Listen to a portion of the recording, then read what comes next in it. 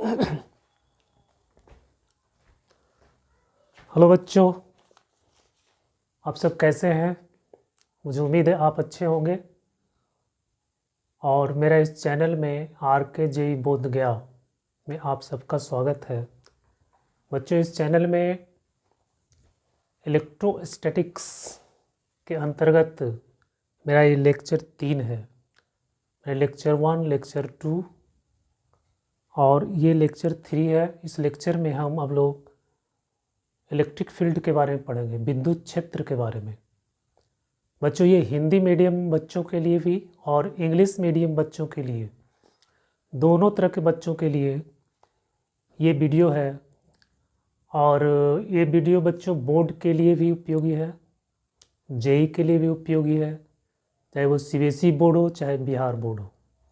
मुझे इस वीडियो को आप ध्यान से देखिएगा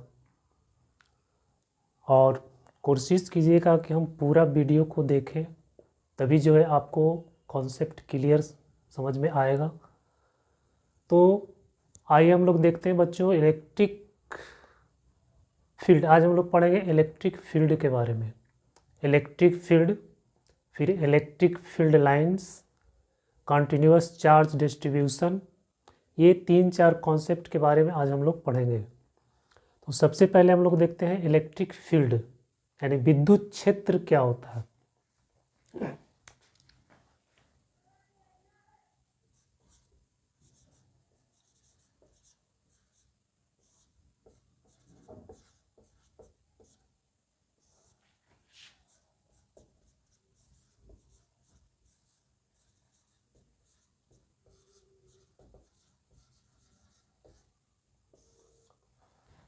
इलेक्ट्रिक फील्ड, विद्युत क्षेत्र जो होता है, ये माइकल फैराडे का एक कॉन्सेप्ट है बच्चों कि कोई भी चार्ज अपने आसपास इलेक्ट्रिक फील्ड प्रोड्यूस करता है। जैसे ग्रेविटेशनल फील्ड होता है, उसी तरह से ये इलेक्ट्रिक फील्ड भी होता है। तो कोई चार्ज दूसरे चार्ज पर जब फोर्स लगाता है, उसके साथ जब इंटरेक्शन करता है, तो ये जो फोर्स लगता है ये नॉन कांटेक्ट फोर्स होता है। फोर्स दो तरह का, एक कांटेक्ट फोर्स, एक नॉन कांटेक्ट फोर्स। जैसे मैग्नेटिक फोर्स लगता है, वो नॉन कांटेक्ट फोर्स है, वो दूर से ही अट्रैक्ट कर देता है। ग्रेविटेशनल फोर्स होता है, वो भी नॉन कांटेक्ट फोर्स है। तो उसी तरह से यहाँ पर जो इलेक्ट्रिक फोर्स होता है, ये भी नॉन कांटेक्ट फोर्स है। तो नॉन कांटेक्ट फोर्स, फिर ये चार्ज एक दूसरे के दूर रहता है, फिर भी वो एक दूसरे को अट्रैक्ट क्यों कर लेता है, फिर भी एक दूसरे पे फोर्स क्यों लगाता है। तो फैराडे ने एक कॉन्सेप्ट दिया कि इलेक्ट्रिक चार्ज जो है वो अपने आसपास चारों तरफ, यानी उसके पूरा सराउंडिंग्स में इलेक्ट्रिक फील्ड, पहले वो इलेक्ट्रिक फील्ड प्रोड्यूस करता है और उसके बाद तब जो है दूसरे चार्ज पे वो फोर्स लगाता है। तो इलेक्ट्रिक फोर्स जो होता है बच्चों, ये 2 स्टेप प्रोसेस होता है। ये 2 स्टेप में होता है। पहले वो चार्ज क्या करता है, इलेक्ट्रिक फील्ड प्रोड्यूस करता है और तब जो है फिर उस चार्ज पे फोर्स लगता है। तो इलेक्ट्रिक फील्ड क्या है? इलेक्ट्रिक फील्ड किसी आवेश के चारों तरफ का वो क्षेत्र है जिसमें अगर हम दूसरे चार्ज को रखें तो वो चार्ज एक इलेक्ट्रिकल फोर्स एक्सपीरियंस करता हो। यानी उस चार्ज के चारों तरफ का वह क्षेत्र जिसमें अगर हम किसी दूसरे चार्ज को रखते हैं तो उस पर फोर्स लगता हो। तो जहाँ तक उसका एरिया होता है, यानी जितना दूर तक वो फोर्स लगा सकता है, उतना दूर तक इलेक्ट्रिक फील्ड वो प्रोड्यूस करता है।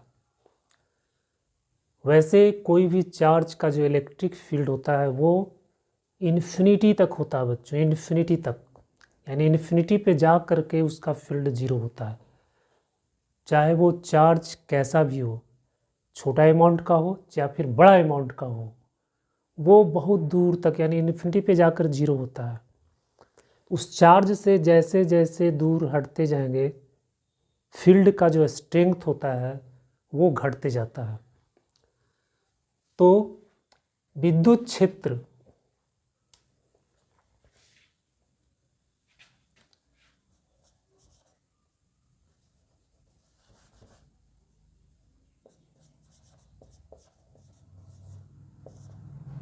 किसी आवेश या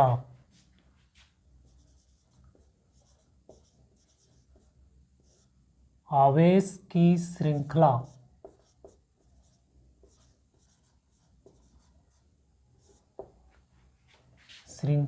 के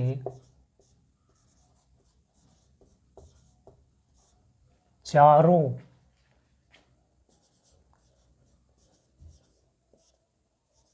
ओर का वह क्षेत्र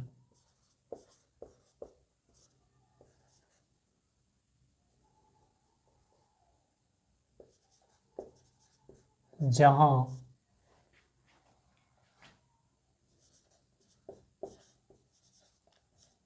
कोई दूसरा आवेश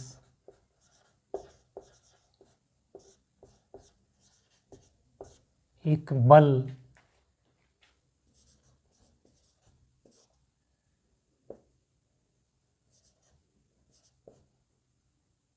महसूस करता है, एक बल एक किसी दूसरे आवेश पर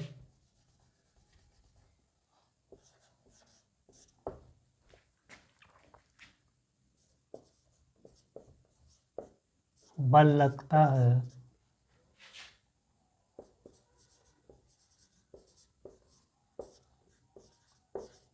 विद्युत क्षेत्र कहलाता है।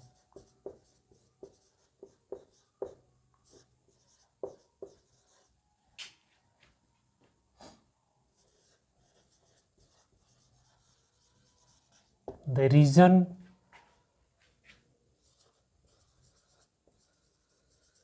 around a charge or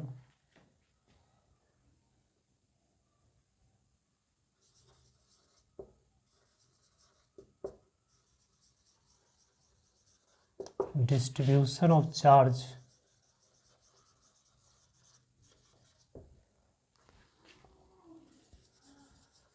in which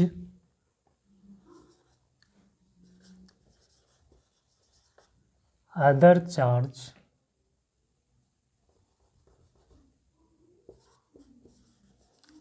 another charge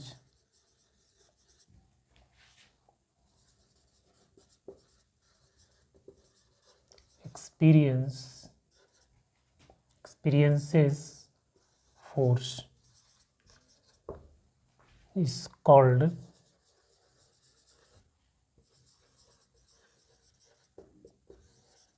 electric field. तो बच्चों किसी आवेश या आवेश की श्रृंखला के चारों ओर का वह क्षेत्र जहां कोई दूसरा आवेश पर बल लगता है विद्युत क्षेत्र कहलाता है। यानी कोई चार्ज है, से ये कोई चार्ज है Q, अब इसके चारों तरफ का वह क्षेत्र जिसमें अगर हम किसी दूसरे चार्ज को रखें तो इस पे एक फोर्स लगता हो,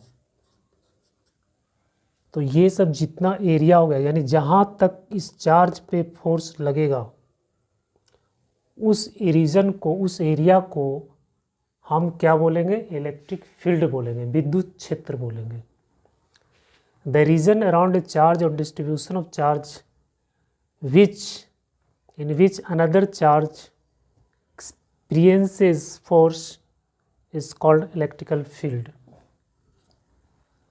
बच्चों जैसे इस फील्ड को हम लोग देख नहीं सकते हैं, ये सिर्फ एक कॉन्सेप्ट है, इमेजिनेशन है, कल्पना है। माइकल फेराडे का एक आइडिया है कि ये डिस्टेंट फोर्स जो है, अनकॉन्टैक्ट फोर्स आखिर क्यों लगता है। तो उन्होंने एक आइडिया दिया कि पहले वो इलेक्ट्रिक फील्ड प्रोड्यूस करता है और वो उस फील्ड के कारण उस चार्ज पे फोर्स लगता है। जैसे अगर हम कहीं पे आग लगाते हैं, आग जब जलाते हैं तो उस आग का जो रेडिएशन होता है, हीट चारों तरफ फैल जाता है और फिर जब वहाँ पे हम खड़ा होते हैं तो हमको उसका हीट महसूस होता है ना। तो जैसे जैसे हम उससे दूर जाएंगे, है ना, तो गर्मी कम लगेगी, और जब उसके पास आएंगे तो गर्मी ज़्यादा लगेगी, है ना। तो इस तरह से हम समझ सकते हैं कि जब हम आग को जलाते हैं तो उसका जो हीट है वो दूर तक धीरे धीरे फैलता है। जैसे जैसे दूर जाते हैं हीट कम लगता है, गर्मी कम लगती है।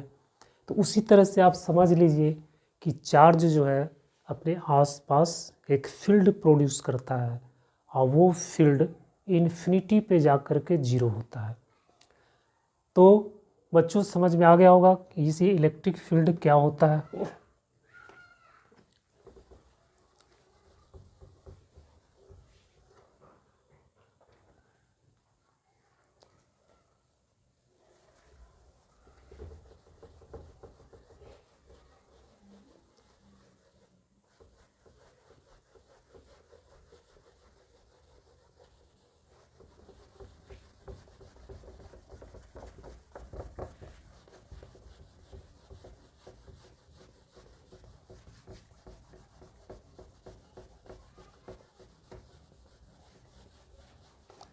अब जो फोर्स लगता है वो 2 स्टेप में लगता है। पहले वो first force is force acts in 2 step. First क्या होता है, चार्ज क्रिएट्स इलेक्ट्रिक फील्ड,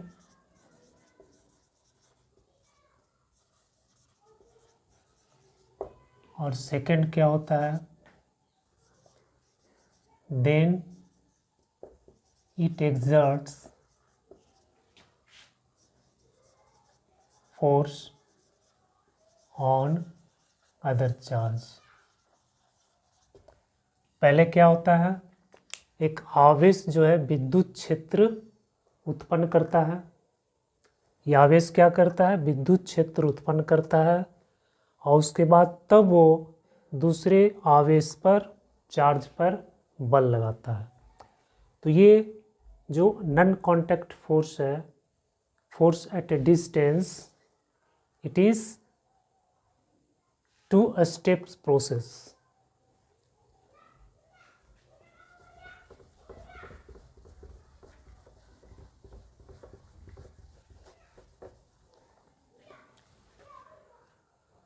अब बच्चों जो इलेक्ट्रिक फील्ड होता है, इलेक्ट्रिक फील्ड को डिस्क्राइब करने के लिए हमारे पास 3 तरीका होता है। एक जो इलेक्ट्रिक फील्ड को हम लोग इलेक्ट्रिक फील्ड इंटेंसिटी के फॉर्म में करते हैं, उसको हम लोग वेक्टर फंक्शन कहते हैं, वेक्टर फंक्शन। दूसरा जो है पोटेंशियल यानी विभव के टर्म में किया जाता है और उसको हम लोग करते हैं स्केलर फंक्शन। और तीसरा जो होता है वो होता है इलेक्ट्रिक फील्ड लाइंस। तो इलेक्ट्रिक फील्ड को विजुलाइज करने के लिए, यानी उसको तो दिखता नहीं है लेकिन उसको दिखाने के लिए हम लोग इलेक्ट्रिक लाइन ऑफ फोर्स का प्रयोग करते हैं। तो इलेक्ट्रिक लाइन ऑफ फोर्स का कॉन्सेप्ट भी माइकल फेराडे का ही देन है। ठीक है, तो आगे जब हम लोग पढ़ेंगे, पोटेंशियल पढ़ेंगे, तो वहाँ पर भी इलेक्ट्रिक फील्ड का पोटेंशियल के साथ रिलेशन है, फिर इलेक्ट्रिक फील्ड का इलेक्ट्रिक फील्ड इंटेंसिटी के साथ रिलेशन है। ठीक है, तो ये 3 तरह से, एक तो in terms of electric field intensity, in terms of electric potential, and third electric field lines.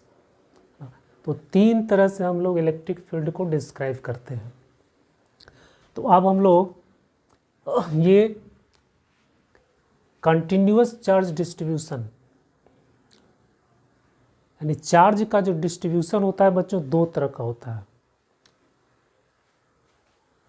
आवेश का वितरण,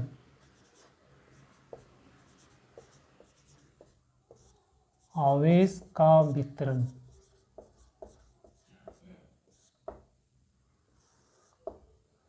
ये 2 तरह का होता है। संतत वितरण, कंटिन्यूअस डिस्ट्रीब्यूशन।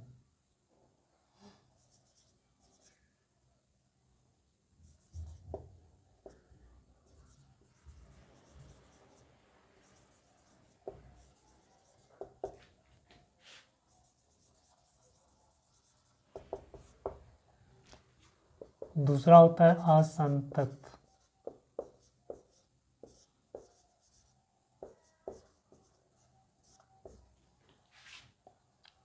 डिसकंटिन्यूअस, या इसको बोलते हैं डिस्क्रीट, डिस्क्रीट चार्ज डिस्ट्रीब्यूशन।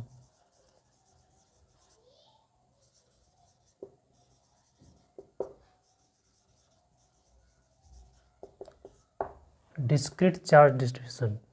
असंतत डिस्ट्रीब्यूशन वह होता है जिसमें जो बिंदु आवेश होता है वो पॉइंट पर, किसी बिंदु पर वितरित होता है। जैसे असंतत वितरण का मतलब, डिस्क्रीट चार्ज डिस्ट्रीब्यूशन का मतलब हो गया कि ये चार्ज इस तरह से डिस्ट्रीब्यूट रहता है, ऐसे ये Q1 Q2 Q3 Q4 इस तरह से चार्ज डिस्ट्रीब्यूट होता है। और इसके बीच का डिस्टेंस जो होता है सब फाइनाइट डिस्टेंस होता है ना, यानी इतना डिस्टेंस होता है कि उसको हम मेजर कर सकते हैं। तो इस तरह से जब चार्ज डिस्ट्रीब्यूट होता है तो इसको हम लोग बोलते हैं असंतत या डिस्क्रीट चार्ज डिस्ट्रीब्यूशन। जो संतत वितरण है, कंटिन्यूअस डिस्ट्रीब्यूशन, इसमें बच्चों को चार्ज इस तरह से डिस्ट्रीब्यूट होता है कि उसके बीच का जो डिस्टेंस है वो नगण्य होता है, बहुत ही कम होता है ना, उसको हम लोग नेग्लेक्ट कर देते हैं। तो उस तरह से जो डिस्ट्रीब्यूशन होता है तो उसको हम लोग कहते हैं असंतत चार्ज डिस्ट्रीब्यूशन, यानी उस बहुत करीब करीब चार्ज डिस्ट्रीब्यूट होता है ना। जैसे अगर मान लेते हैं कोई प्लेट है ऐसे, और इसमें चार्ज इस तरह से डिस्ट्रीब्यूट है कि इसके बीच में कोई स्पेस नहीं रहता है,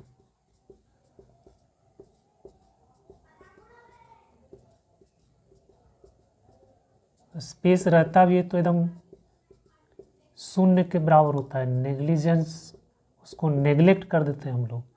तो ऐसे जो डिस्ट्रीब्यूशन होता है इसको हम लोग बोलते हैं कंटिन्यूअस डिस्ट्रीब्यूशन।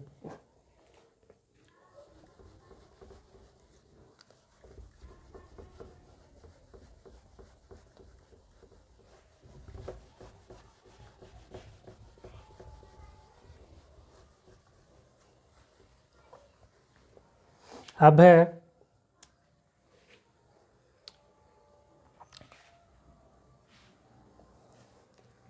जो इलेक्ट्रिक फील्ड है, इलेक्ट्रिक फील्ड का जो डायरेक्शन होता है वो पॉजिटिव चार्ज से आउटवर्ड होता है, रेडियली आउटवर्ड होता है, और नेगेटिव चार्ज के इनवर्ड होता है, रेडियली इनवर्ड होता है ना। जैसे अगर कोई पॉजिटिव चार्ज हम ले लेंगे यहाँ पर तो इलेक्ट्रिक फील्ड का जो डायरेक्शन होगा इससे रेडियली आउटवर्ड होगा इस तरह से, और अगर नेगेटिव चार्ज लेंगे तो ये रेडियली इनवर्ड होगा। इलेक्ट्रिक फील्ड का डायरेक्शन इस तरह से होता है। अब अगर ये पॉजिटिव चार्ज है, जैसे ये कोई पॉजिटिव चार्ज है, तो सबसे पहले हम बताते हैं बच्चों कि ये electric field intensity, electric field intensity को पहले जान लीजिए विद्युत क्षेत्र की तीव्रता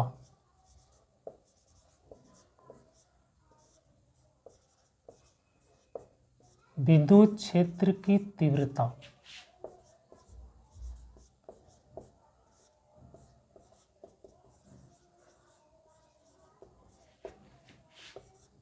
इलेक्ट्रिक फील्ड इंटेंसिटी।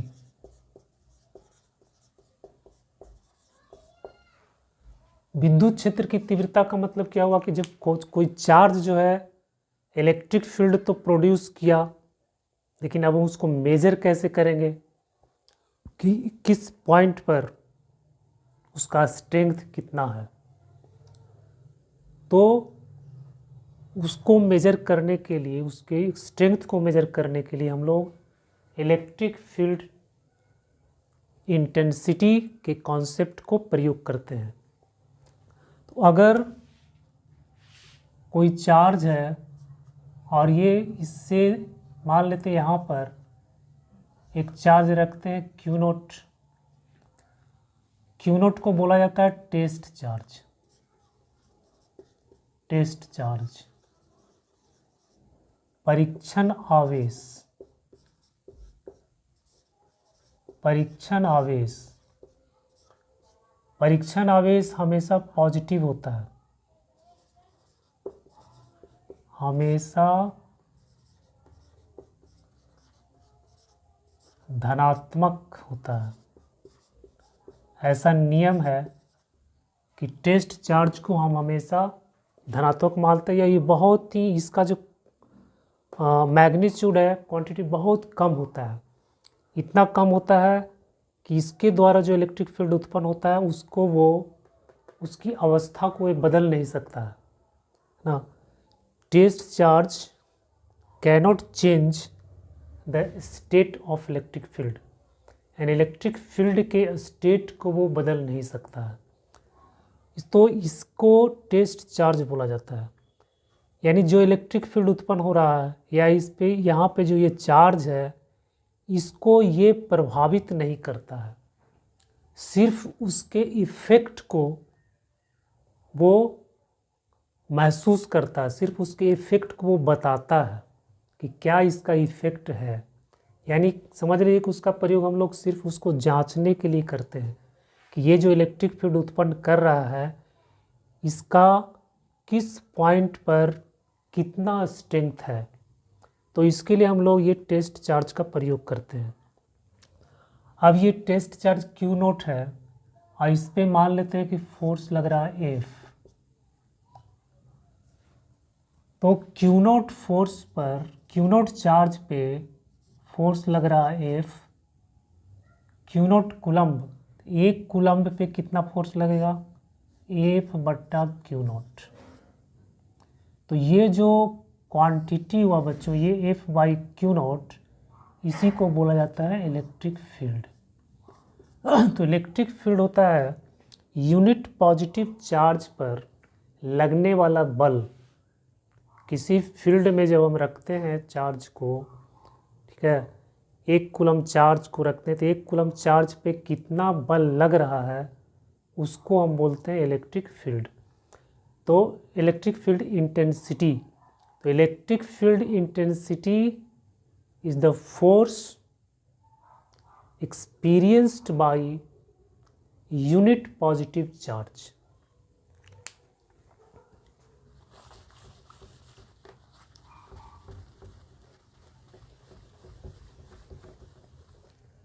मतलब इकाई धन आवेश पर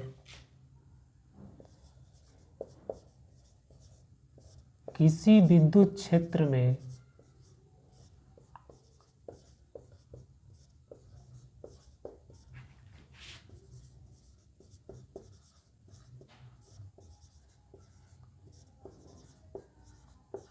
इकाई धन आवेश पर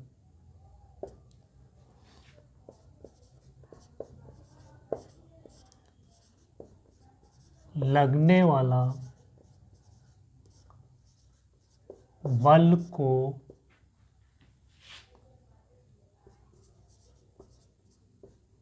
विद्युत क्षेत्र की तीव्रता कहते हैं।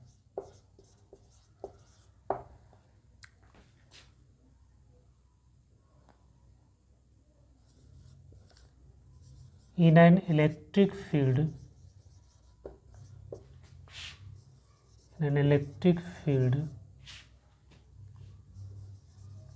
force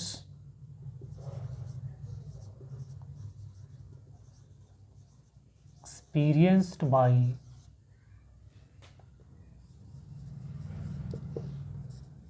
unit positive charge is called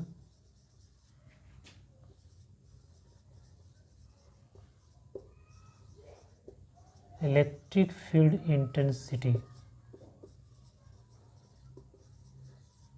electric field intensity मतलब किसी इलेक्ट्रिक फील्ड में एक कूलम्ब आवेश यानी यूनिट पॉजिटिव चार्ज पे जितना बल लगता है उसी को हम लोग बोलते हैं इलेक्ट्रिक फील्ड इंटेंसिटी। जैसे मान लेते हैं कि ये कोई आवेश है और इसके क्षेत्र में यहाँ पर 10 कूलम्ब आवेश रखा हुआ है, तो ये इस पे फोर्स लगा रहा है, मान लेते हैं 100 न्यूटन का फोर्स लगा रहा है। तो 10 कूलम्ब पे कितना फोर्स लगा, 100 न्यूटन का। तो एक कूलम्ब पे कितना फोर्स लगेगा, 100/10। तो बच्चों ये जो हो गया 10, ये आपका निकल गया electric field intensity. Electric field intensity का जो यूनिट होता है न्यूटन पर कूलम्ब, 10 न्यूटन पर कूलम्ब। तो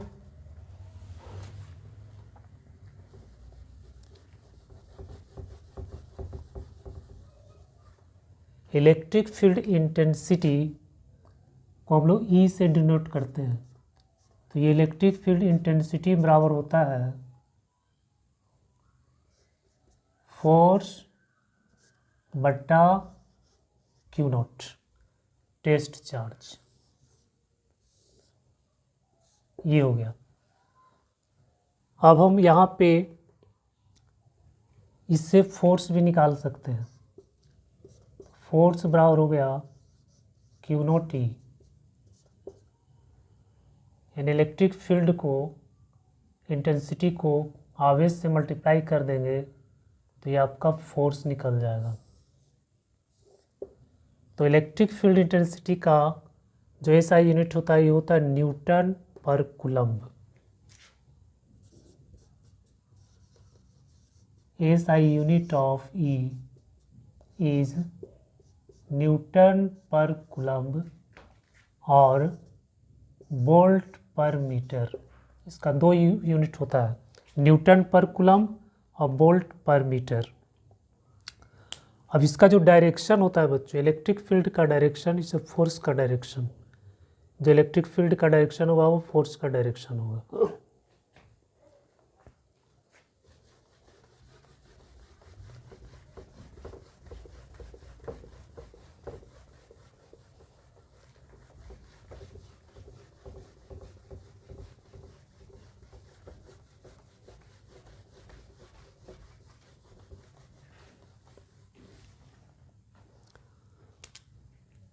अगर ये पॉजिटिव चार्ज है और यहाँ पर भी पॉजिटिव चार्ज है, ये चार्ज Q है, ये फिक्स है, इसको बोलते हैं source charge. Source charge, source charge जो इलेक्ट्रिक फील्ड प्रोड्यूस कर रहा है।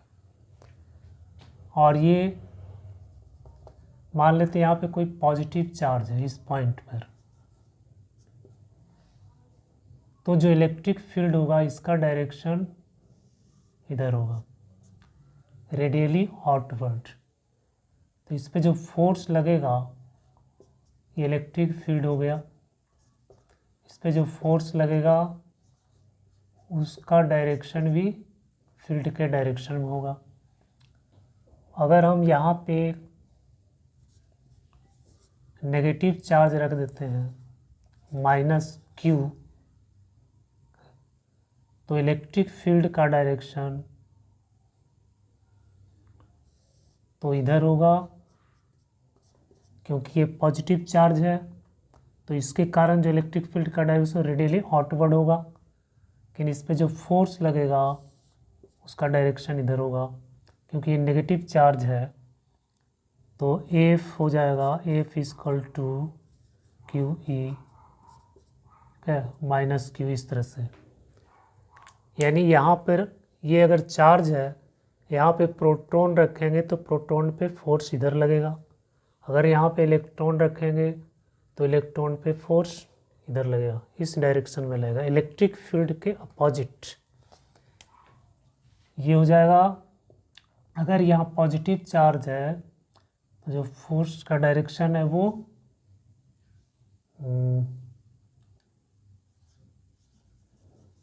Same as E,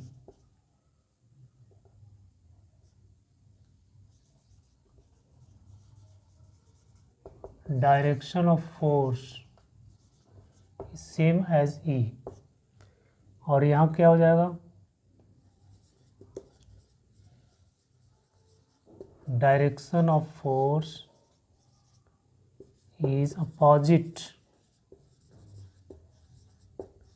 to E. अगर नेगेटिव चार्ज है तो इलेक्ट्रिक फील्ड के अपोजिट, पॉजिटिव चार्ज है तो इलेक्ट्रिक फील्ड के डायरेक्शन में फोर्स लगता है।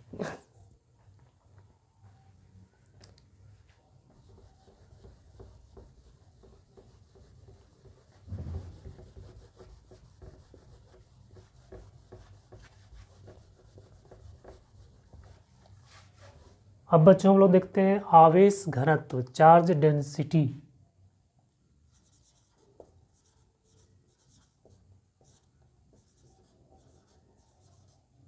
आवेश घनत्व, चार्ज डेंसिटी। चार्ज डेंसिटी तीन तरह का होता है,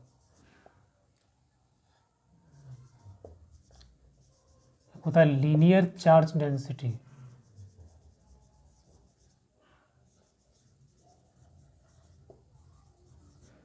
लीनियर चार्ज डेंसिटी, रैखिक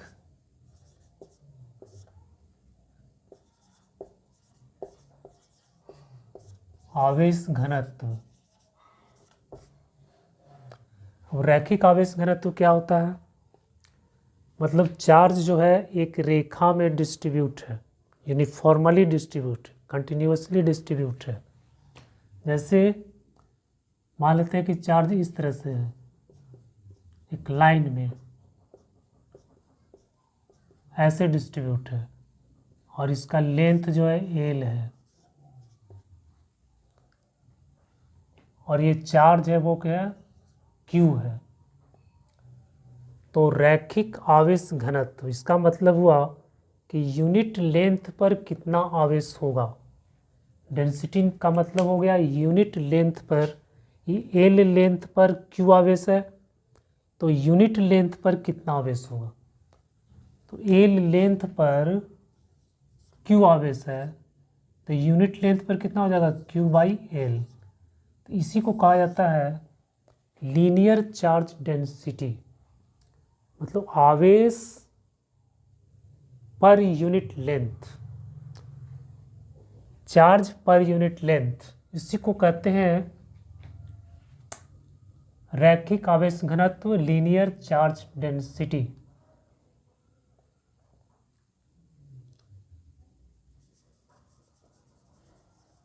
charge per unit length, charge per unit length, इसको कहा जाता है लीनियर चार्ज डेंसिटी, और इसको हम लोग लैम्डा से डिनोट करते हैं। तो ये लैम्डा इक्वल टू हो जाएगा Q by L, linear charge density हो गया। यानी रैखिक आवेश घनत्व, एकांक लंबाई पर जितना आवेश होता है उसी को बोला जाता है रैखिक आवेश घनत्व।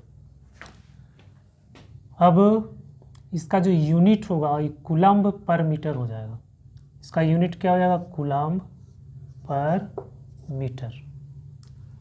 जैसे मान लेते हैं कि इसका लंबाई जो है बच्चों, एल का मान लेते हैं कि 100 मीटर है, और इस पे जो आवेश दिया हुआ है ये मान लेते हैं 20 कूलम्ब आवेश है, तो लैम्डा का मान कितना हो जाएगा? 20/100, ये इसका मान हो जाएगा। यानी 1/5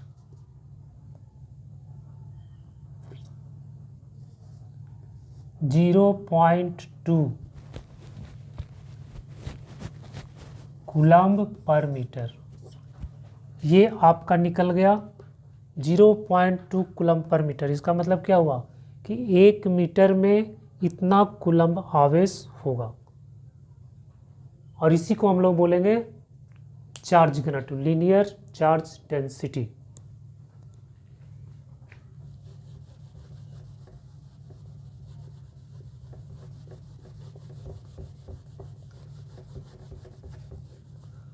सेकेंड है पृष्ठ घनत्व। दूसरा होता है सरफेस चार्ज डेंसिटी। सरफेस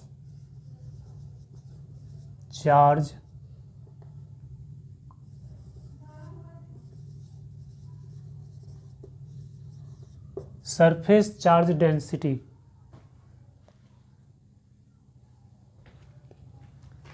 पृष्ठीय घनत्व।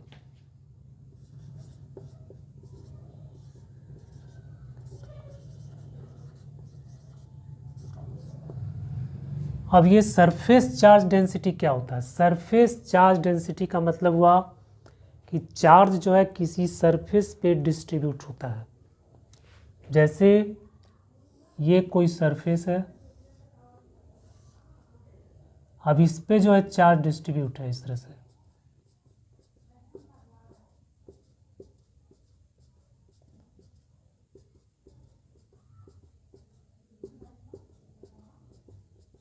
मान लेते हैं इस पे क्यू चार्ज दिया हुआ है, और इसका जो एरिया है वो है ए। तो सरफेस चार्ज डेंसिटी को हम लोग कैसे डिफाइन करेंगे? चार्ज पर यूनिट एरिया, यानी यूनिट एरिया में कितना चार्ज है उसी को बोलेंगे हम लोग पृष्ठीय घनत्व। तो ये क्या हो जाएगा? Q/A हो जाएगा। तो ये हो जाएगा charge per unit area. Charge per unit area, यानी इकाई क्षेत्रफल में कितना आवेश है। ये तो ए क्षेत्रफल में क्यू आवेश है, तो इकाई क्षेत्रफल में कितना आवेश होगा इसी को हम लोग बोलेंगे पृष्ठीय घनत्व या सरफेस चार्ज डेंसिटी। और इसको सिग्मा से डिनोट किया जाता है। तो सिग्मा इक्वल टू हो गया Q/A, और इसका यूनिट हो जाएगा कूलम्ब पर मीटर स्क्वायर। ये यूनिट हो गया। समझ में आ गया बच्चा? तो ये जो है पृष्ठीय घनत्व है, ये लीनियर घनत्व है। लीनियर मतलब एक लाइन में होना चाहिए, पृष्ठीय मतलब पूरे सरफेस पे डिस्ट्रीब्यूट होना चाहिए। तो यूनिट एरिया में जितना चार्ज है उसको हम लोग बोलेंगे पृष्ठीय घनत्व। थर्ड होता है volume charge density. Volume charge density या आयतन घनत्व। आयतन घनत्व, पृष्ठीय आवेश घनत्व, और यहाँ बोलेंगे आयतन आवेश घनत्व। ये आवेश से रिलेटेड है। अब इसका मतलब क्या होगा कि कोई 3 डायमेंशनल ऑब्जेक्ट है इस तरह से,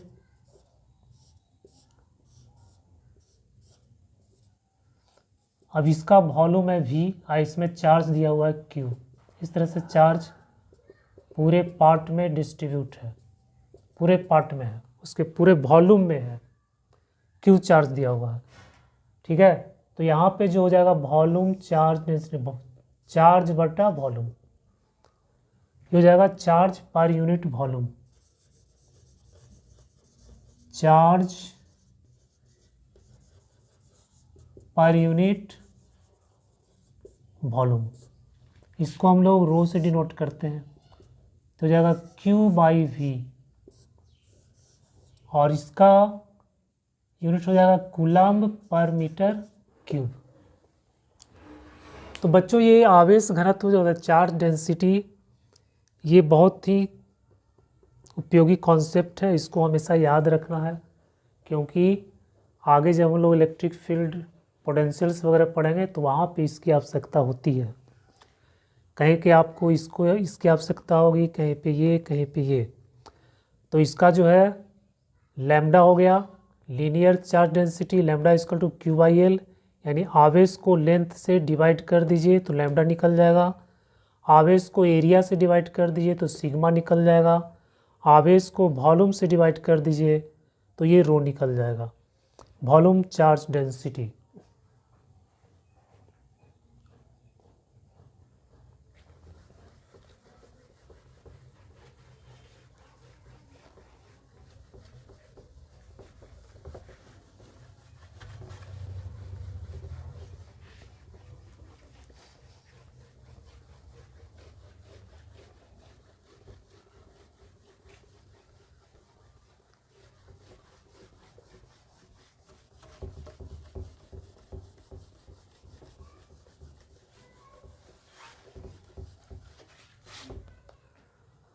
बच्चों किसी पॉइंट आवेश के कारण electric field due two point charge,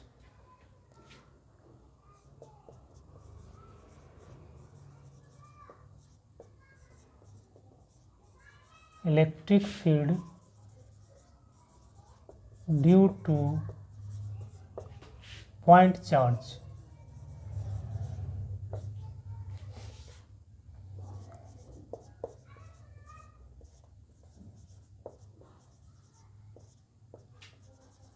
किसी बिंदु आवेश के कारण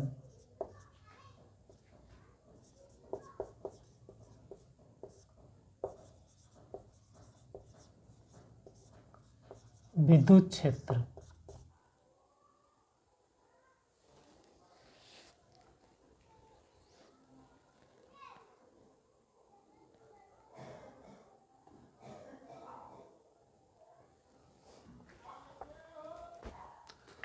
जो किसी बिंदु आवेश के कारण विद्युत क्षेत्र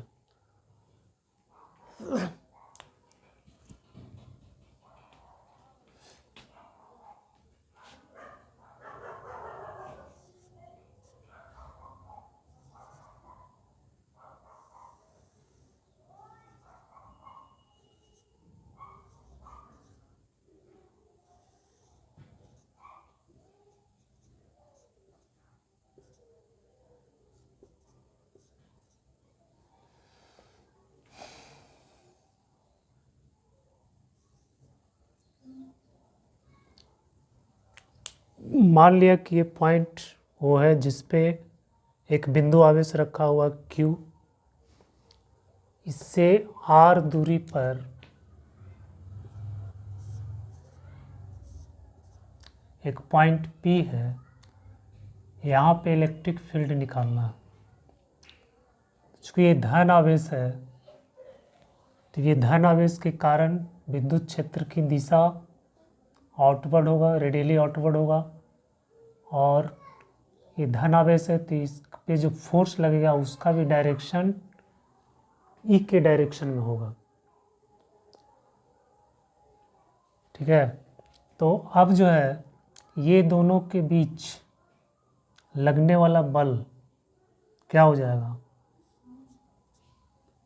F इक्वल टू हो जाएगा 1/4πε0 Q0/r²।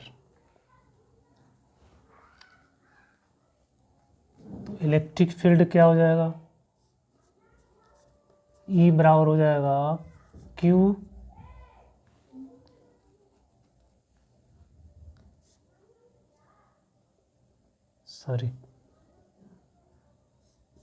F/Q0।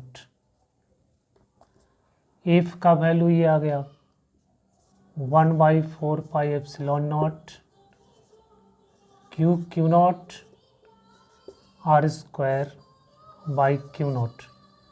Q0 कैंसिल हो जाएगा, तो आ गया आपका 4πε0 Q/r²। तो ये निकल गया बच्चों। किसी पॉइंट चार्ज के कारण r डिस्टेंस पर जो विद्युत क्षेत्र होता है वो होता है 1/4πε0 Q/r²,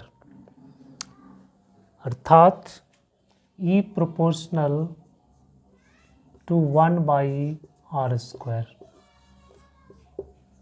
Q अगर कांस्टेंट है तो ये तो कांस्टेंट है, Q कांस्टेंट है, तो इलेक्ट्रिक फील्ड r² के प्रोपोर्शनल होता है, 1/r² के प्रोपोर्शनल होता है। इसका मतलब क्या हो गया कि जैसे जैसे हम डिस्टेंस को बढ़ाएंगे इलेक्ट्रिक फील्ड का मान घटेगा, जैसे जैसे डिस्टेंस को घटाएंगे इलेक्ट्रिक फील्ड का मान बढ़ेगा। तो ये डिस्टेंस पर डिपेंड करता है। तो किसी बिंदु आवेश के कारण विद्युत क्षेत्र का मान E इक्वल टू हो गया 1/4πε0 Q/r²। इसका डायरेक्शन क्या हो गया, ये चार्ज के आउटवर्ड, रेडियली आउटवर्ड हो गया।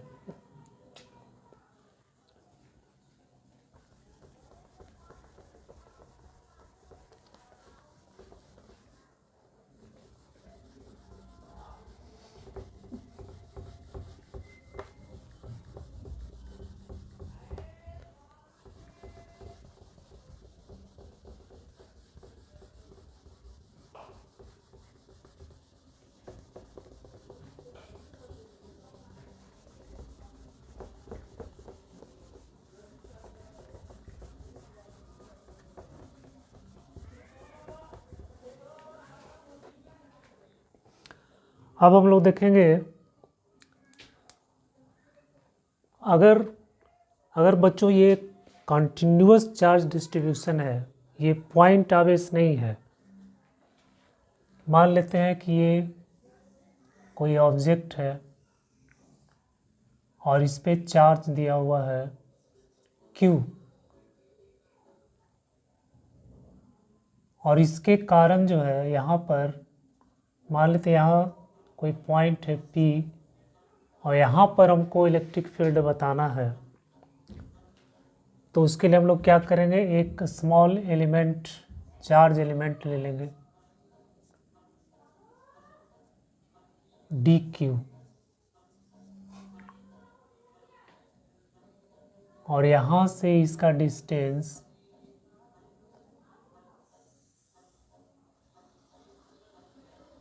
मान लो बच्चों ये r है।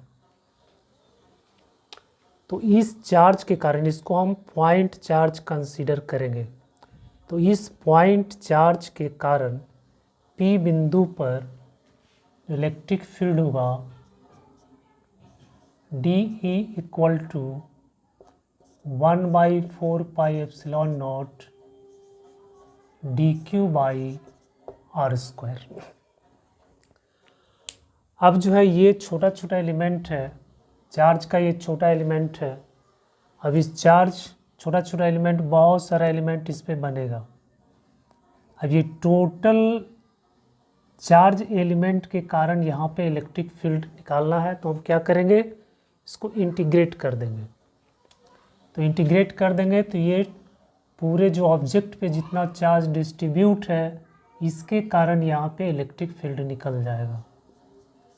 तो E इक्वल टू हो जाएगा 1/4πε0 R square integration of D Q.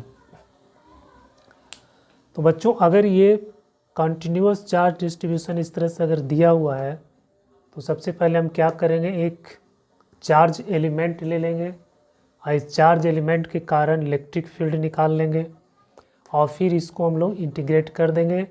तो ये पूरे ऑब्जेक्ट पे जितना चार्ज है Q, इसके कारण यहाँ पे इलेक्ट्रिक फील्ड निकल जाएगा। तो ये इसका स्टेप है। ये पॉइंट चार्ज यहाँ पे नहीं दिया हुआ है, ये ऑब्जेक्ट है जिस पे पूरे वॉल्यूम में चार्ज जो है इस तरह से डिस्ट्रीब्यूट किया गया है। तो हम लोग इस तरीक़ा से जो है इलेक्ट्रिक फील्ड निकालेंगे।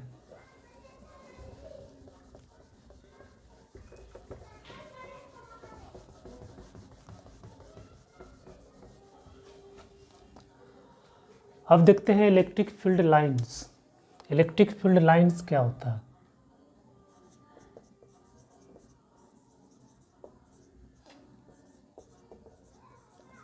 इलेक्ट्रिक फील्ड लाइंस विद्युत क्षेत्र रेखा,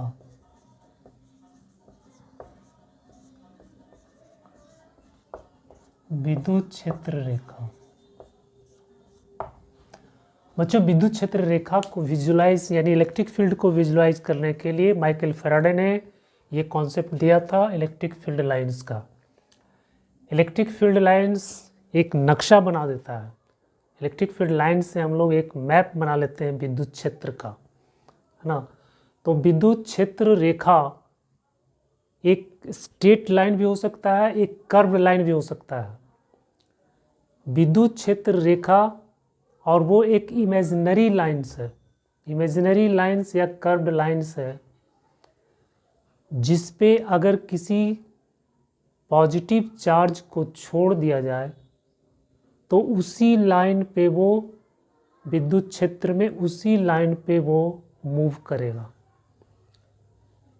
या फिर कर्व लाइन के किसी बिंदु पर अगर हम स्पर्श रेखा खींचते हैं, टेंजेंट खींचते हैं, तो वो टेंजेंट उस बिंदु पर विद्युत क्षेत्र की दिशा बताता है। जैसे अगर मान लो कि ये इलेक्ट्रिक फील्ड लाइंस है, तो यहाँ पे अगर हमको पता करना है कि विद्युत क्षेत्र का डायरेक्शन क्या है, तो एक टेंजेंट खींचेंगे इस तरह से। ये जो टेंजेंट इस पॉइंट पर ये टेंजेंट का जो डायरेक्शन है ये आपका इलेक्ट्रिक फील्ड का डायरेक्शन बताएगा। यहाँ पर पॉइंट लेंगे तो यहाँ पे टेंजेंट खींचेंगे तो ये आपका इलेक्ट्रिक फील्ड का डायरेक्शन बताएगा। तो इलेक्ट्रिक फील्ड लाइंस क्या है, एक कर्व लाइन है या फिर स्ट्रेट लाइन भी हो सकता है। स्ट्रेट लाइन या कर्व लाइन है जिसके किसी बिंदु पर जो टेंजेंट है वो इलेक्ट्रिक फील्ड का डायरेक्शन बताता है। या फिर अगर हम यहाँ पर किसी पॉजिटिव चार्ज को छोड़ देंगे तो ये पॉजिटिव चार्ज इसी पाथ पर ऐसे चलेगा, इसी पाथ पे ऐसे मूव करेगा।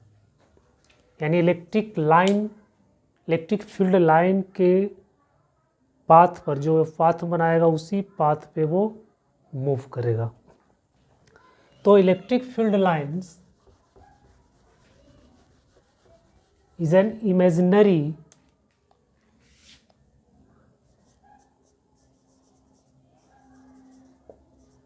electric field lines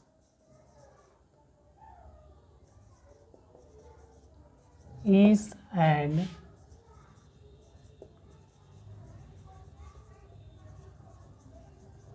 imaginary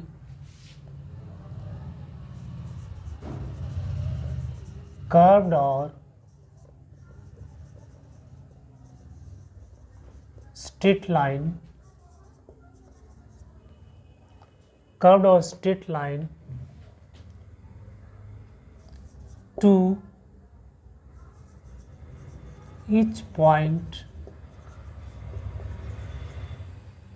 of which tangent gives the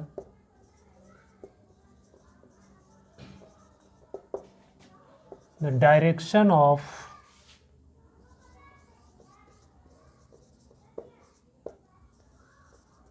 electric field.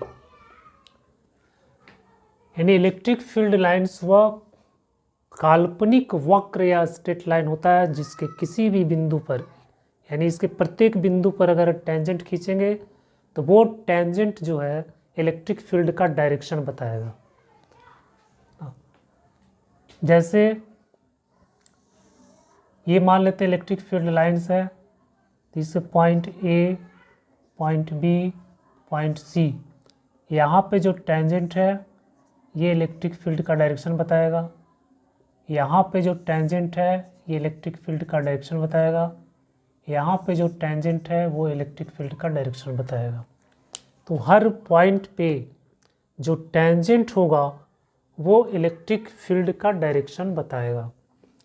तो इलेक्ट्रिक फील्ड लाइंस वह स्ट्रेट और कर्व्स लाइन है जिसके प्रत्येक पॉइंट पर टेंजेंट इलेक्ट्रिक फील्ड का डायरेक्शन बताता है। तो इसको हिंदी में हम लोग कैसे लिखेंगे? इलेक्ट्रिक फील्ड लाइंस वह काल्पनिक वक्र या सीधी रेखा है जिसके प्रत्येक बिंदु पर जो टेंजेंट है, स्पर्श रेखा है, वो स्पर्श रेखा विद्युत क्षेत्र का डायरेक्शन देता है।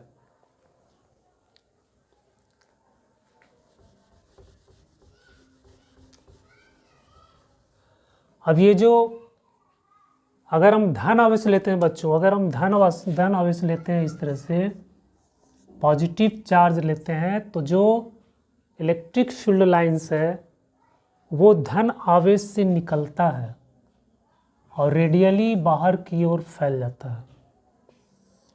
इस तरह से होता है।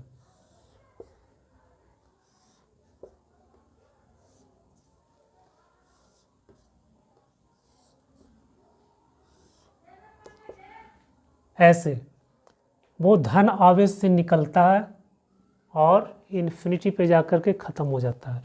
ये कहाँ तक जाएगा? इन्फिनिटी तक जाएगा। अब ये जहाँ पे लाइन ऑफ फोर्स होता है, जहाँ पे इलेक्ट्रिक फील्ड होता है वहीं पे लाइन ऑफ फोर्स भी होता है। जहाँ पे इलेक्ट्रिक फील्ड नहीं होता है वहाँ पे लाइन ऑफ फोर्स नहीं होता है, क्योंकि लाइन ऑफ फोर्स जो है वो इलेक्ट्रिक फील्ड को ही रिप्रेजेंट करता है, दर्शाता है। तो अगर धन आवेश है तो ये रेडियली आउटवर्ड निकलता है,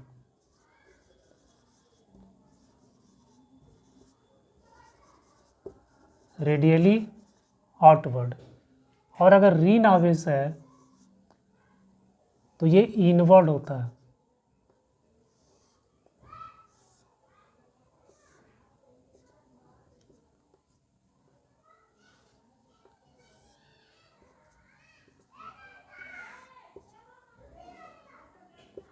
ये इनवर्ड होता है।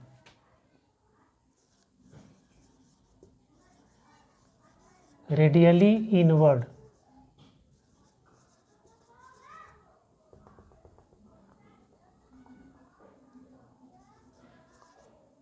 रेडियली इनवर्ड यानी रेखीय त्रिज्या के डायरेक्शन में। ये रेडियली मतलब क्या हो गया? ये त्रिज्या के दिशा में। ऐसे जब यहाँ पे ये बनाएंगे इस तरह से तो ये क्या होगा? ये रेडियस बन जाएगा। तो रेडियस की डायरेक्शन में अंदर की तरफ और रेडियस की डायरेक्शन में बाहर की तरफ, ये इस तरह से इलेक्ट्रिक लाइन ऑफ फोर्स बनता है। तो यहाँ से ये निकलता है और यहाँ पे ये समाप्त होता है। अगर हम प्लस माइनस लेते हैं या फिर प्लस प्लस लेते हैं, दोनों धन आवेश है, तब क्या होगा? ये लाइन ऑफ फोर्स यहाँ से निकलेगा और ऐसे मुड़ जाएगा।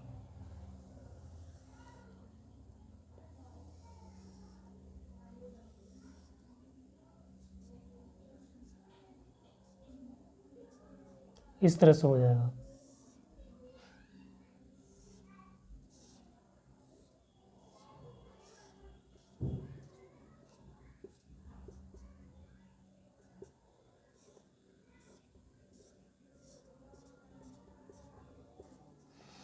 ऐसे हो जाएगा बच्चों, दोनों का वैल्यू अगर सेम है, क्यू चार्ज, बीच में कोई लाइन ऑफ फोर्स नहीं है, इसका मतलब यहाँ पे कोई इलेक्ट्रिक फील्ड नहीं है। इलेक्ट्रिक फील्ड नहीं यानी ये बीच में क्या हो जाएगा, न्यूट्रल पॉइंट हो जाएगा। ये जो पॉइंट हो जाएगा ये कैसा हो जाएगा, न्यूट्रल पॉइंट।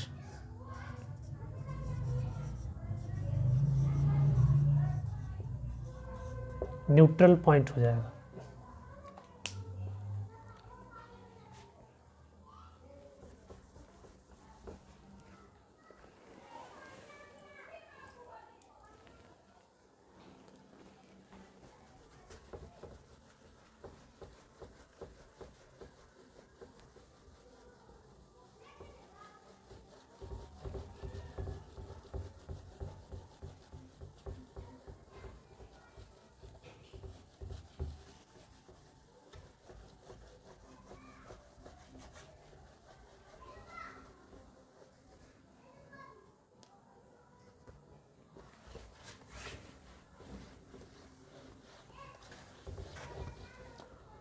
अब हम देखेंगे इसका प्रॉपर्टीज़।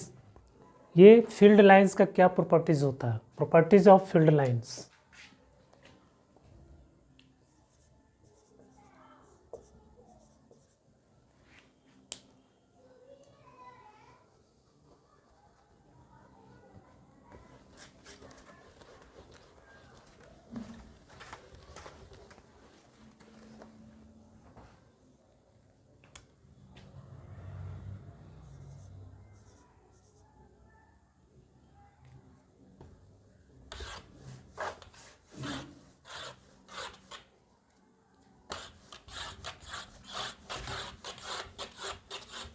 नहीं,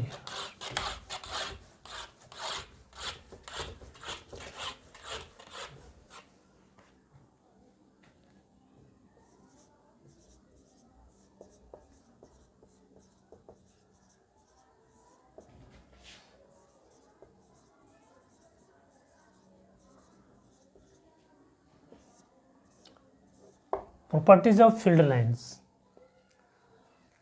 सबसे पहला प्रॉपर्टीज है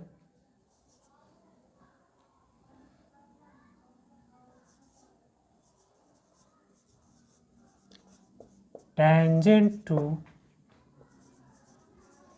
each point of field lines gives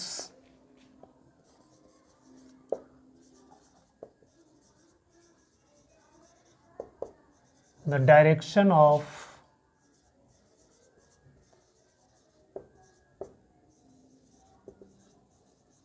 electric field. अभी हम बताए थे कि फील्ड लाइंस के प्रत्येक पॉइंट पर जब टेंजेंट खींचेंगे, स्पर्श रेखा खींचेंगे, तो वो स्पर्श रेखा क्या बताएगा, वो स्पर्श रेखा हमें विद्युत क्षेत्र की डायरेक्शन बताएगा, है ना। तो ये पहला प्रॉपर्टीज हो गया। दूसरा प्रॉपर्टीज है it starts from positive charge and ends at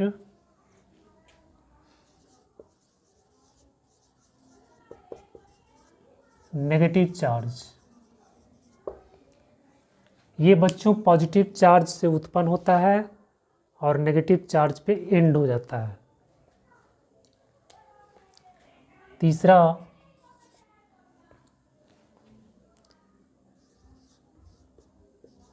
it is a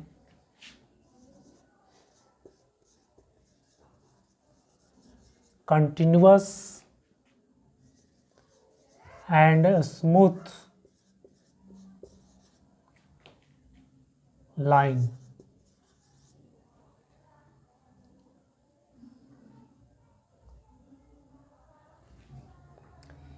ये जो है बिल्कुल कंटिन्यूअस होता है, कहीं पे ब्रेक नहीं होता है, ठीक है। ये कंटिन्यूअस होता है, मतलब डिसकंटिन्यूअस नहीं होता है, एकदम लगातार चलता है तो चलते ही जाता है, इस तरह का लाइन होता है। चौथा है बच्चों, ये चालक के, आवेशित चालक के जिस सतह से ये निकलता है उस सतह पे ये परपेंडिकुलर होता है, जिस सतह पे समाप्त होता है उस सतह पर वो परपेंडिकुलर होता है। यानी अगर कोई चालक है, जैसे इस तरह से कोई चालक है तो इसका ये सरफेस है, तो यहाँ से ये सीधे निकलेगा ऐसे। अगर ये धन आवेश का सतह है तो यहाँ से ये सीधे निकलेगा, और मान लो ये नेगेटिव चार्ज है इस पे, तो यहाँ से सीधे आएगा इस पे, ठीक है। तो इसके परपेंडिकुलर वो निकलता है और परपेंडिकुलर ही समाप्त होता है। हो सकता है कि यहाँ से जो निकलेगा ये परपेंडिकुलर निकलेगा, लेकिन कुछ ऐसा सिचुएशन बन जाए जिससे आगे चल के वो कहीं डाइवर्ट हो जाए, अट्रैक्ट हो जाए किसी दूसरे चार्ज से, वो अलग बात है। लेकिन जब वो निकलेगा तो सीधे परपेंडिकुलर निकलेगा, और वो परपेंडिकुलर ही वहाँ पे उसका समाप्ति भी होगा। तो it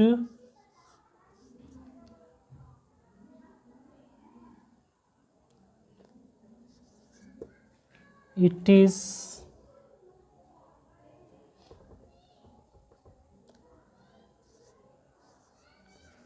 it originates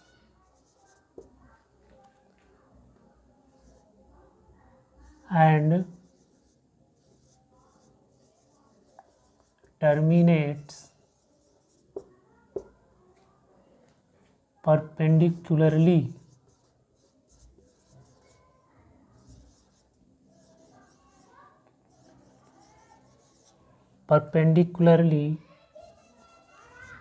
to the surface of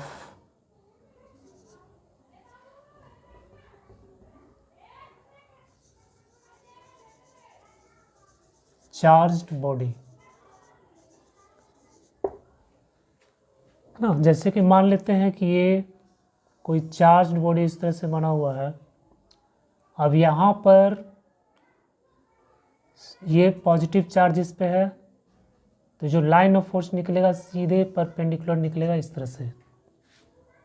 यहाँ पे निकलेगा तो ऐसे निकलेगा, यहाँ पे अगर निकलेगा तो ऐसे निकलेगा, यहाँ पे अगर निकलेगा तो ऐसे निकलेगा। यानी सरफेस पे परपेंडिकुलर होना चाहिए। इस तरह से ये लाइन ऑफ फोर्स निकलता है। और अगर ये नेगेटिव चार्ज है तो परपेंडिकुलरली ही उसका एंड्स भी होगा। मान लेते हैं ये ऐसे है, तो अगर लाइन ऑफ चार्ज आएगा इस तरह से तो ऐसे परपेंडिकुलरली आएगा।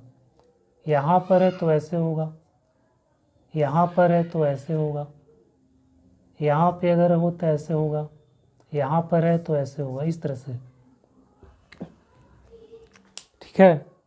तो जिस सतह से ये निकलेगा उस सतह पे परपेंडिकुलर होगा, जिस सतह पे ये समाप्त होगा उस सतह पे वहाँ पे ये परपेंडिकुलर होगा।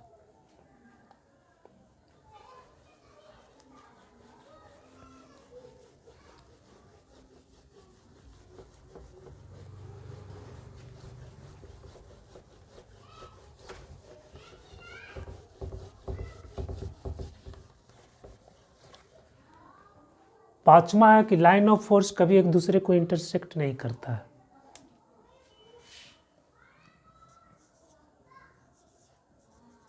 To line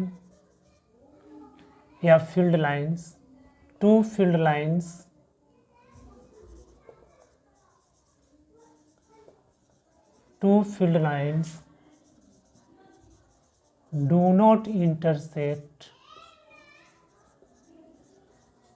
do not intersect each other। दो लाइंस कभी भी एक दूसरे को इंटरसेक्ट नहीं करता है।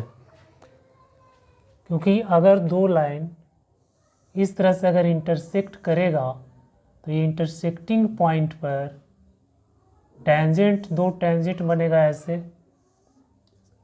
और यहाँ पर जो है ना इस पॉइंट पर इलेक्ट्रिक फील्ड का दो डायरेक्शन मिलेगा। तो इलेक्ट्रिक फील्ड जिसका वैल्यू एक ही है वो उसका दो डायरेक्शन पॉसिबल नहीं है। तो इस पॉइंट पर जो इलेक्ट्रिक फील्ड होगा उसका जो है दो डायरेक्शन मिलेगा। अगर दो फील्ड लाइंस एक दूसरे को इंटरसेक्ट करता है तो, जो पॉसिबल नहीं है। इसीलिए दो फील्ड लाइंस कभी भी एक दूसरे को काटता नहीं है, कभी भी एक दूसरे को इंटरसेक्ट नहीं करता है। 6 छठा प्रॉपर्टीज है बच्चों की फील्ड लाइंस जहाँ पे क्राउडेड होता है, जहाँ पे फील्ड लाइन एक दूसरे के काफ़ी नज़दीक होता है, वहाँ पर इलेक्ट्रिक फील्ड का स्ट्रेंथ ज़्यादा होता है, और जहाँ पे फील्ड लाइंस दूर दूर होता है वहाँ पे इलेक्ट्रिक फील्ड का स्ट्रेंथ कम होता है। तो electric field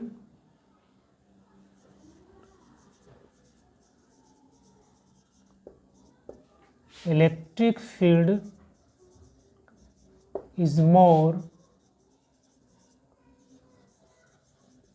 where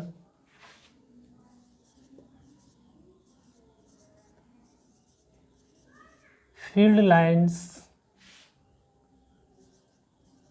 are closer and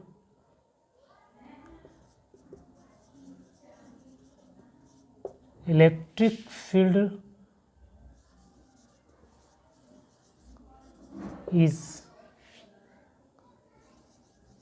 lesser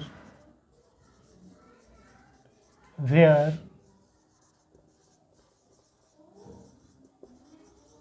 field lines are far apart।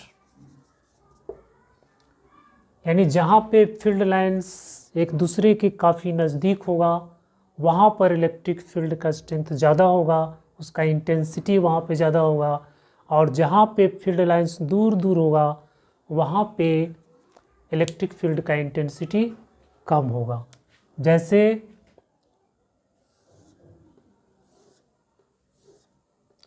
ये देखिए, ये फील्ड लाइंस है, इस क्षेत्र में क्या है, फील्ड लाइंस एक दूसरे के काफ़ी दूर दूर है, यहाँ पे फील्ड लाइंस नज़दीक नज़दीक है। तो अगर हम पूछें कि यहाँ पे इलेक्ट्रिक फील्ड मान लो पॉइंट ए है और इलेक्ट्रिक फील्ड यहाँ पे ये है, और ये पॉइंट बी है और यहाँ पे इलेक्ट्रिक फील्ड बी है, तो ए और ई बी में कौन अधिक होगा? तो बच्चों यहाँ पे फील्ड लाइंस जो है ना इसका डिस्टेंस आपस में कम है, इसके बीच का जो दूरी है, इसके बीच का दूरी, इसके बीच का दूरी, इसके बीच का दूरी, ये सब दूरी कम है ना। और यहाँ पे जो ये ज़्यादा दूर दूर है, तो इधर में इलेक्ट्रिक फील्ड का इंटेंसिटी यहाँ पे कम होगा और यहाँ पे इलेक्ट्रिक फील्ड का इंटेंसिटी अधिक होगा। यानी यहाँ पे ये हो जाएगा ई ए ग्रेटर देन ई बी, इस तरह से हो जाएगा।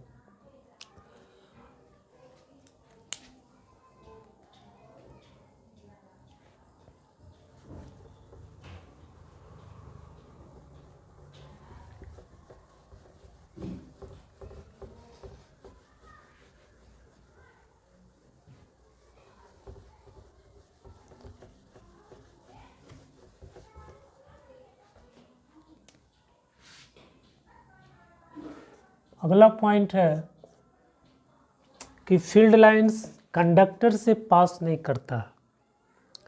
Field lines never cross conductors.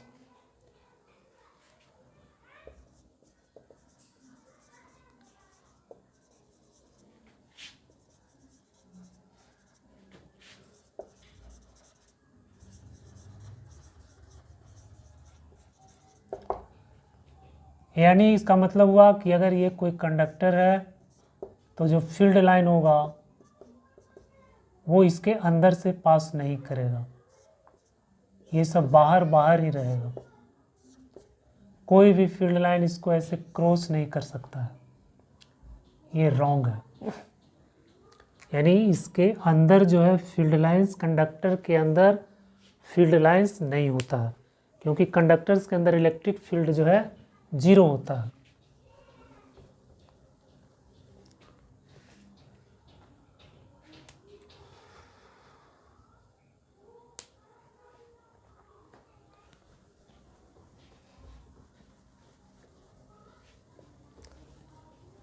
तो बच्चों ये सब प्रॉपर्टीज़ हो गया, ये प्रॉपर्टीज़ आपका हो गया इलेक्ट्रिक फील्ड लाइंस का।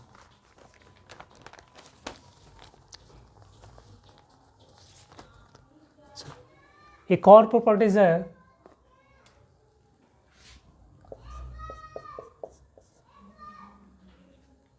कि इलेक्ट्रिक फील्ड लाइंस जो है वो आवेश के प्रोपोर्शनल होता है।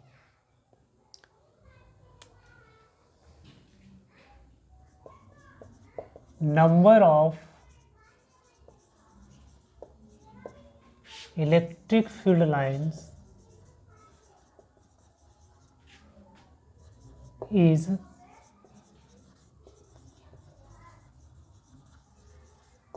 proportional to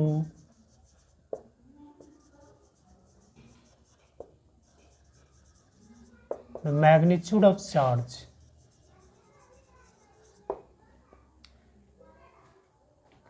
जैसे अगर मान लेते हैं कि यहाँ पे ये पॉजिटिव चार्ज है, ये नेगेटिव चार्ज है, आवेश यहाँ ये Q1 आवेश है, Q2 आवेश है। अभी इलेक्ट्रिक लाइन ऑफ फोर्स यहाँ से निकला, यहाँ पे ख़त्म हो गया, फिर ये हो गया, फिर ये हो गया, फिर मान लो ऐसे निकल रहा है, ऐसे निकल रहा है, ऐसे निकल रहा है, ऐसे निकल रहा है, और यहाँ पे ये समाप्त हुआ, यहाँ पे ये लाइन समाप्त हुआ। अब हमको कंपेयर करना है Q1 और Q2 में। तो बच्चों यहाँ पे 1 2 3 4 5 6 7 है। यहाँ पे फील्ड लाइंस की संख्या कितना है? 7 है। यहाँ कितना? 1 2 3 4 5 है। तो इसका जो रेशियो हो जाएगा Q1 Q2 ये हो जाएगा 5/1 2 3 4 5 6 7 7 लाइन ऑफ फोर्स और इधर में 5 लाइन ऑफ फोर्स। तो Q1 और Q2 का ये रेशियो हो जाएगा 7:5 ना। तो जो फील्ड लाइंस है वो मैग्नीट्यूड ऑफ चार्ज के प्रोपोर्शनल होता है।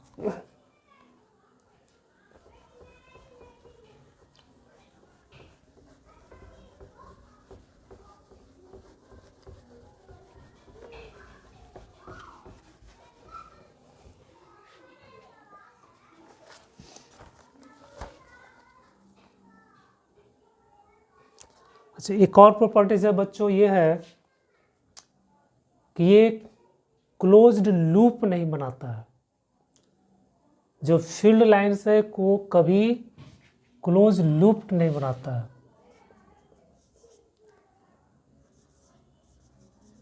दिस लाइन नेवर फॉर्म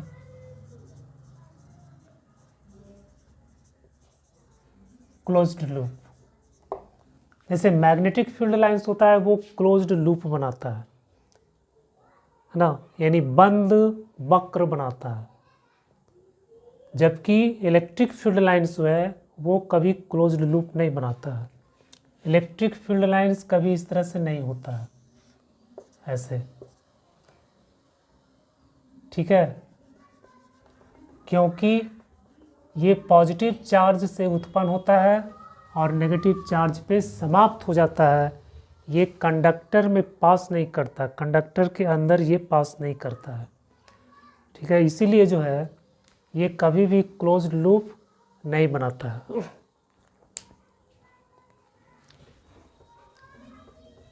और अगर क्लोज्ड लूप बनाएगा तो ये जो फोर्स है कंजर्वेटिव फोर्स है, ये कंजर्वेटिव फोर्स के द्वारा हमने क्या बताया था कि जो कंजर्वेटिव फोर्स है वो राउंड ट्रिप में यानी क्लोज्ड लूप में जो वर्क करता है वो जीरो होता है।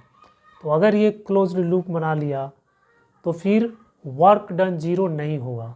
तो इसीलिए जो है ये इलेक्ट्रिक फील्ड लाइंस कभी भी क्लोज्ड लूप नहीं बनाता है। तो बच्चों ये आज इलेक्ट्रिक फील्ड लाइंस के बारे में हम लोगों ने देखा।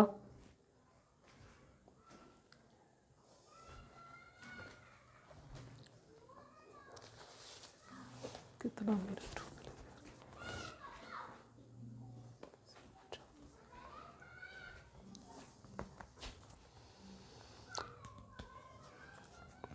अब एक प्रश्न है, क्वेश्चन है,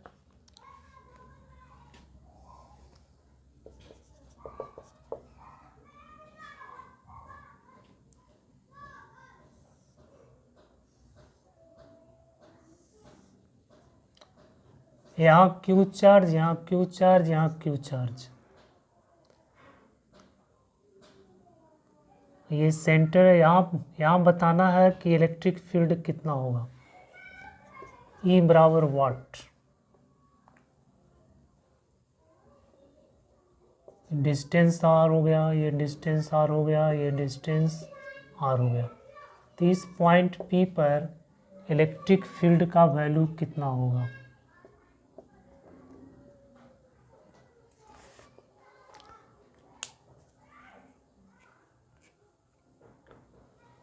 तो बच्चों ये पॉजिटिव चार्ज है, ये भी पॉजिटिव चार्ज है, ये भी पॉजिटिव चार्ज है। तो पॉजिटिव चार्ज से आर डिस्टेंस पर मतलब यहाँ पर जो इलेक्ट्रिक फील्ड होगा उसका डायरेक्शन किधर हो जाएगा? ऐसे हो जाएगा। इसके कारण यहाँ पे इलेक्ट्रिक फील्ड मान लेते हैं E1 है। फिर इसके कारण जो इलेक्ट्रिक फील्ड हो जाएगा इसका डायरेक्शन E2 हो जाएगा। इसके कारण जो इलेक्ट्रिक फील्ड है ये हो जाएगा E3। अब जो है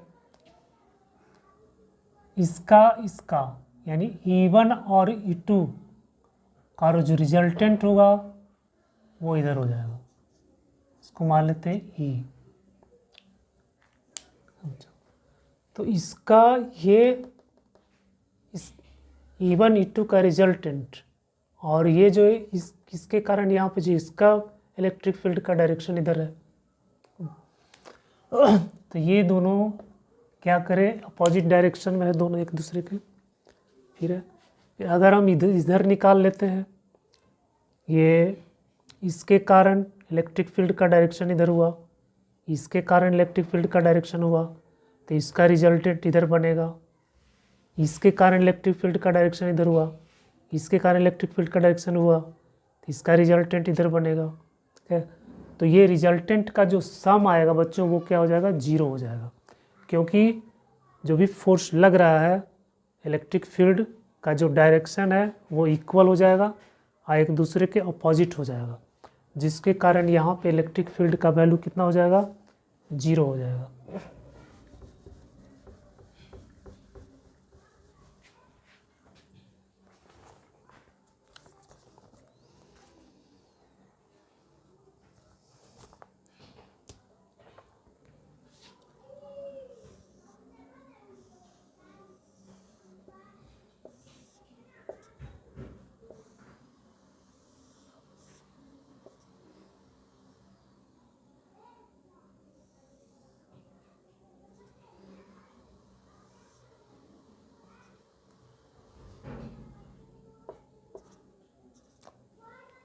अब इसमें बताना कि कौन सा फील्ड लाइन सही है। तो आप देखिए ये लाइन इसको क्रॉस कर रहा है तो ये तो नहीं होगा, ये लाइन भी नहीं होगा। अब ये लाइन होगा जो परपेंडिकुलर इस पे समाप्त हो रहा है, ये परपेंडिकुलर यहाँ से निकल रहा है। ठीक है, तो ये लाइन जो है सही हो जाएगा।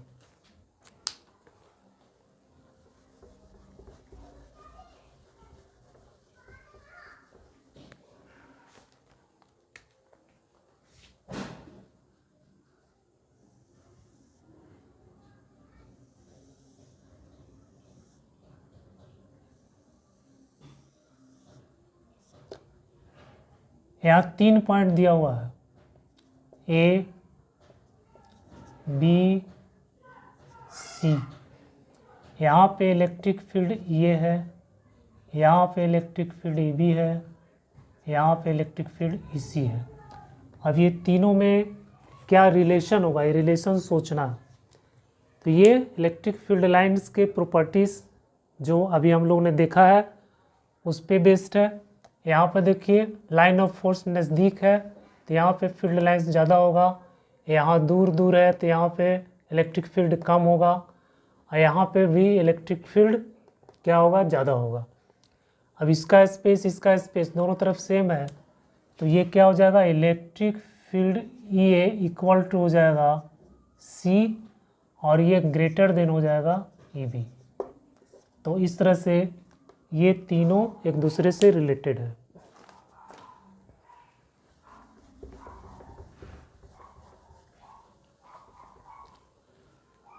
तो बच्चों आज हम लोग कुछ कॉन्सेप्ट को सीखा है, इलेक्ट्रिक फील्ड लाइंस।